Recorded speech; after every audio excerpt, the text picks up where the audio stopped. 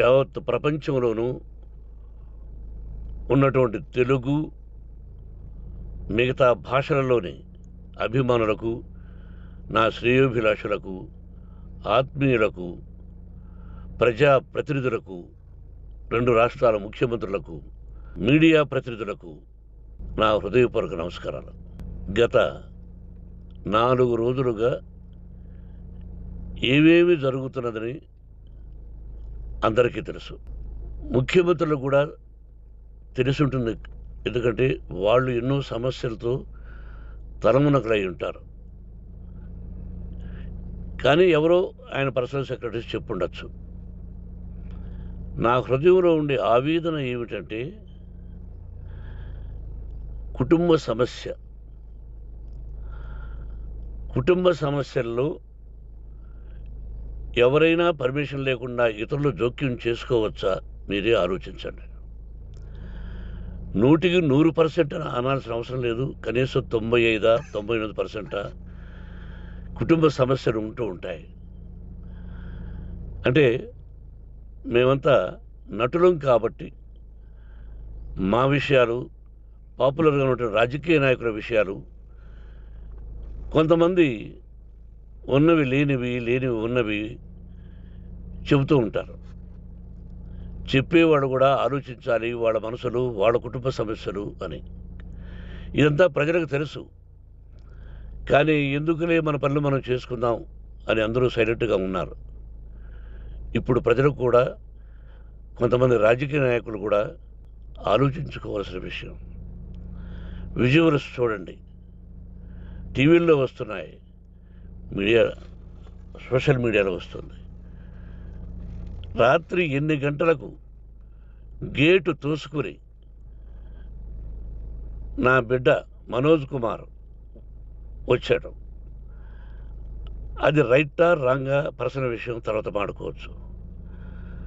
పత్రికాధిపతులు, అది పత్రికా సోదరులు 4 రోజుల నుంచి నా ఇంటి ముందు మనుషులను పెట్టుకుని, వ్యాన్లు పెట్టుకుని అలా ఉండడం ఎంతవరకు న్యాయం?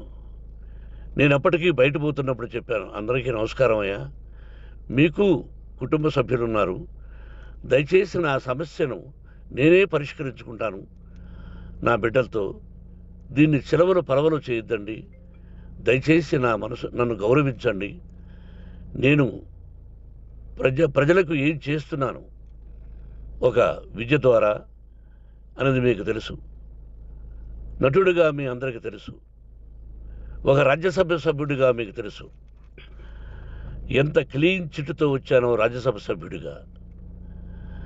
నా హృదయంలో ఉండే ఆవేదన చెప్పనలవే కాదు, మీకే చెప్పాలి. ఈ రోజున ఈ మీడియా సోదరులు ఎంత కల్పితాలు, ఎంత నెగటివిటీ నన్ను గురించి చెప్తున్నారో మీ అందరికీ తెలుసు. దానికి నేను బాధపడడం లేదు. మీరు ముఖ్యంగా తెలుసుకోవాల్సింది, రాత్రుల్లో గేటు తోసుకుని, గేటు పగలగొట్టి పర్మిషన్ లేకుండా ఎవరైనా రావచ్చా? మీరే చెప్పండి.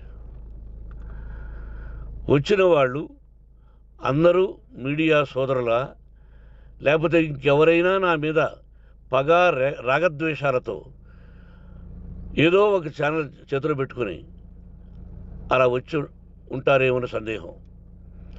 కానీ వాళ్లను కొట్టాలని, తిట్టాలని మనసా వాచ దైవసాక్షిగా నేను అలా ఆలోచించేవాడిని కాదు. ఎందుకు వాళ్ళు ఉద్యోగస్తులు, నేను కూడా ఉద్యోగస్తునే, అందరూ కూలివాళ్ళం. భగవంతుడు ఇస్తుంటాడు మనకు కూలి. ఎవరికి ఏమిటనేది ఆయన నిర్ణయిస్తాడు. ఇది మీ అందరికీ తెలుసు. వాళ్లకు నేను చెప్పినా వినకుండా ముందు నమస్కారం పెట్టాను.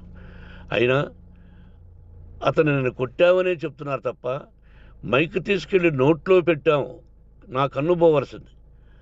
కన్ను పోయి ఉంటే అప్పుడు నేను కేసులు పెట్టాలి. నా కన్ను పోలేదు, కొంచెం తగిలింది కంటి కింద, నేనే ఎస్కేప్ అయ్యాను. లేకపోతే నా జీవితం గుడ్డిదయ్యేది. అతనికి తల కాదు, చెంప మీద తగిలిందన్నారు. ఓకే, ఆ చీకట్లో ఎలా జరిగిందన్నది వాస్తవమే. మైకు లాక్కోవడం, వాడు నన్ను కేకలేయడం, ఆ దీనిలో ఘర్షణ జరిగింది. నేను కొట్టిన దెబ్బ అతనికి తగిలింది అన్నారు. దానికి హృదయపూర్వకంగా బాధపడుతున్నా. అతను నాకు తమ్ముడే. ఒక తల్లి బిడ్డలం కాకపోయినా I love them, I like them. అటువంటిది